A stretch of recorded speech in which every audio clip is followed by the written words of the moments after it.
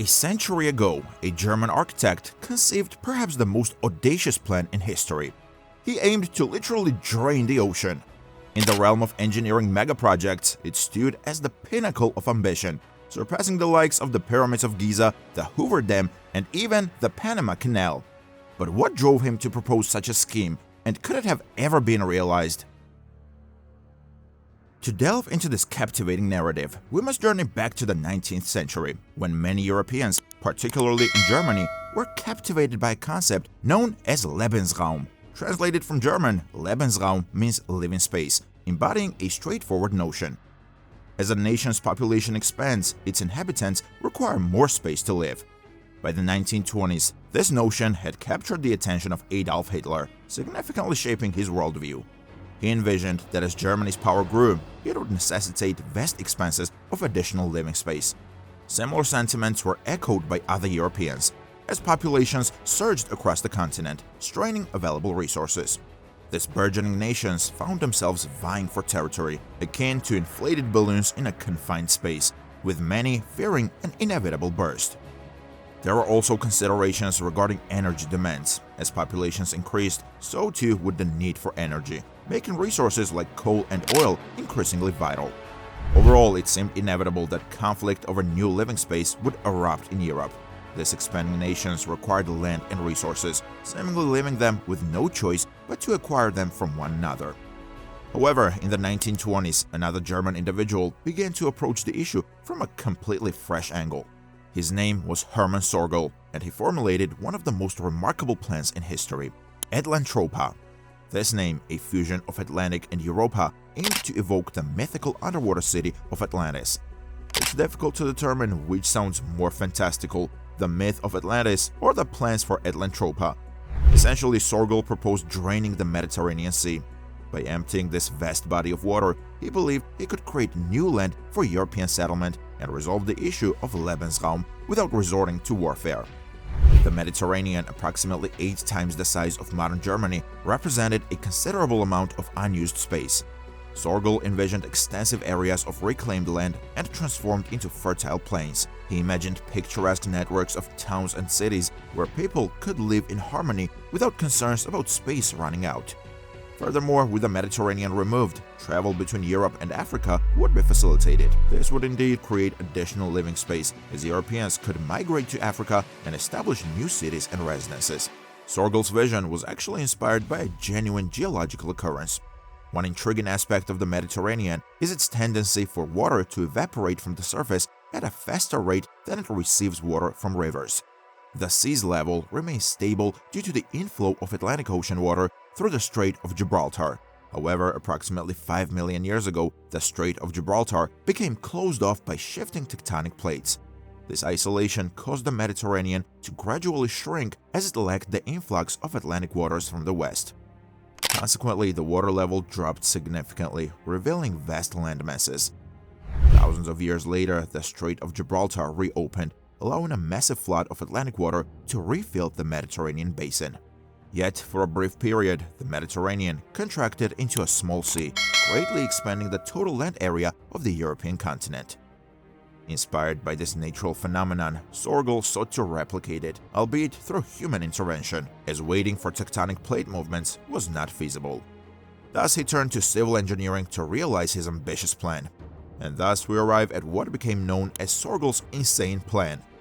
The central component of this ambitious proposal was the construction of a dam spanning the Strait of Gibraltar, effectively replacing the natural closure of this waterway with a man-made alternative. However, erecting such a dam posed considerable challenges. The Strait of Gibraltar reached depths of 900 meters at its lowest point, with even shallower areas measuring around 300 meters from water surface to seabed. At the time, no dam had ever been built to a height of 300 meters. And even today, only a few dams have surpassed this mark, such as China's Jingping 1 and Nurek dams. The depth of the water was just one obstacle. Sorgel also had to contend with the substantial width of the strait. At its narrowest point, the distance from one side to the other spanned 13 kilometers, a considerable expense for a dam construction. To provide context, both the Jingping 1 and Nurek dams span distances of only 600 and 700 meters respectively. In essence, Sorgel's envisioned dam across the Strait of Gibraltar not only needed to surpass previous height records, but also tackle a far greater width than any dam in history. Additionally, the dam would need to be 20 times longer, stretching from one end to the other. The ambition of Atlantropa already appears staggering. However, this was merely the beginning.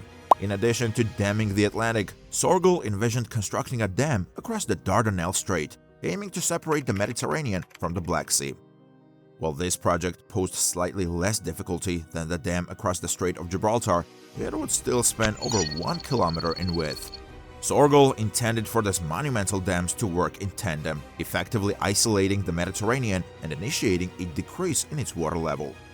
But there were still further elements to his extraordinary plans. After the Mediterranean's isolation, Sorgel proposed building another dam between Sicily and Tunisia, effectively dividing the West Sea into two separate sections. This dam concept surpassed the others in ambition. The distance between the coast of Sicily and Tunisia exceeded 150 kilometers. Sorgel envisioned using this dam to regulate the water levels of the two halves of the Mediterranean independently. He aimed for the water level in the western half to decrease by 100 meters, while in the eastern half it would drop by twice that amount. While it may seem overly intricate, these specifications were actually based on meticulous calculations. Considering the coastal geography of both regions, a drop of 100 meters was deemed ideal for the western half, while a 200-meter drop was optimal for the east. Together, these declining water levels were projected to reveal approximately 700,000 square kilometers of land, an area twice the size of Germany. This substantial land reclamation would undoubtedly address Europe's living space shortage in terms of sheer area. However, as expected, there was more to Sorgel's plan. Recognizing the looming threat of overpopulation on Europe's power resources, Sorgel proposed that Atlantropa's colossal dams serve a dual purpose as hydroelectric power stations. These facilities would produce ample electricity to sustain any cities developed in the region, while also supplying power to other parts of Europe. Essentially, Sorgel envisioned transforming the Mediterranean not only into habitable space, but also into a massive hydroelectric energy reservoir. In hindsight, the scope of his vision appears extravagantly ambitious, but at the time, it garnered considerable popularity. Sorgel authored numerous books on Atlantropa, along with publishing hundreds of leaflets and articles, capturing the enthusiasm of many who saw in it a peaceful solution to the issue of overpopulation. Even some politicians were intrigued, preferring to allocate funds towards Atlantropa rather than towards potential warfare. Contemporary architects and civil engineers began refining Sorgel's concepts, building upon his initial ideas.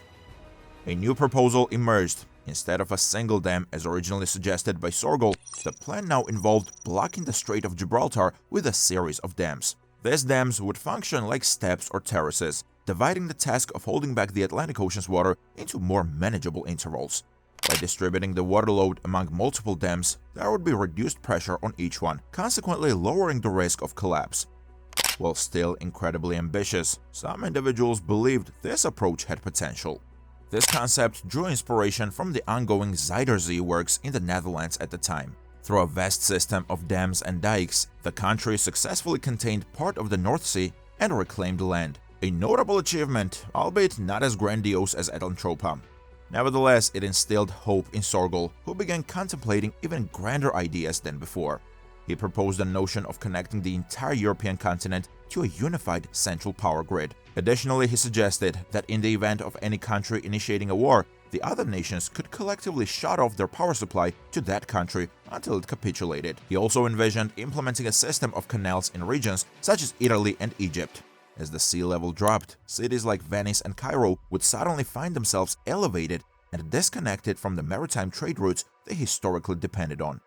However, Sorgel proposed mitigating this issue by establishing a network of canals linking the cities to the diminished Mediterranean waters. This, he hoped, would ensure continued access for boats and ships to these vital hubs. Clearly, the sarcasm is evident in the statement. In addition to his ambitious endeavors, he expanded his vision to encompass connecting Europe to Africa, effectively creating a single landmass termed Eurafrica. He proposed constructing another dam along the Congo River to establish a vast freshwater inland sea. This reservoir would serve the purpose of irrigating the Sahara Desert, transforming it into fertile, cultivable land. In Sorgel's own words, his aim was to convert the desert into territory actually useful to Europe. To facilitate connectivity, the region would be linked to European nations through a comprehensive railway network, including tracks traversing the dams across the Strait of Gibraltar and between Sicily and Tunisia.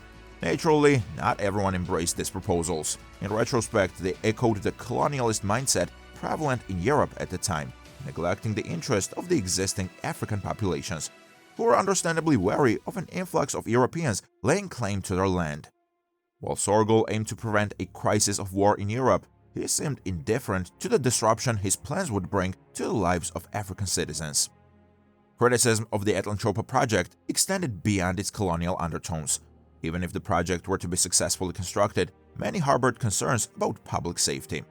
What if a natural disaster like an earthquake or a terrorist attack caused one of the dams to fail? The resulting deluge from the Atlantic Ocean into the Mediterranean would devastate all the towns and cities that Sorgel envisioned building. Moreover, the overall cost was a significant consideration. While the exact figure remains uncertain, the project would undoubtedly have incurred an exorbitant expense. The Zuiderzee works cost well over $1 billion, and they were hundreds of times smaller than Etlentropa. To raise enough money to complete the project, all the countries in Europe would have needed to contribute, and in the years before the European Union, such a massive level of cooperation was hardly likely to happen. Finally, and perhaps most obviously, people questioned the general feasibility of the project. A lot of engineers just didn't think that Sorgel's plan would work, and looking back at them now, those engineers were probably right. Even today, no dam has been built that comes close to the ones envisioned by Sorgel. In the end, despite a lifelong campaign, he never had the chance to put his plans into action. Instead, he had to witness his worst fears materialize. In the 1930s, Adolf Hitler and the Nazi Party embarked from Germany, Sorgel's homeland, with the aim of acquiring more Lebensraum. While this wasn't their sole motivation, it was undoubtedly a significant driving force. Thus, the Second World War commenced, with European nations attempting to resist the aggressive Nazi expansion. Shortly after witnessing the disintegration of his continent, Sorgel tragically died in a car accident. Following his passing, the vision of Etlentropa swiftly dissipated. Do you believe Sorgel's plan is viable, and could such an enormous mega-project be realized? Share your thoughts in the comments below. If you're interested in learning more about the Congo Dam mentioned earlier, be sure to check out our video on the topic. Thank you for watching, and we'll look forward to seeing you in the next video.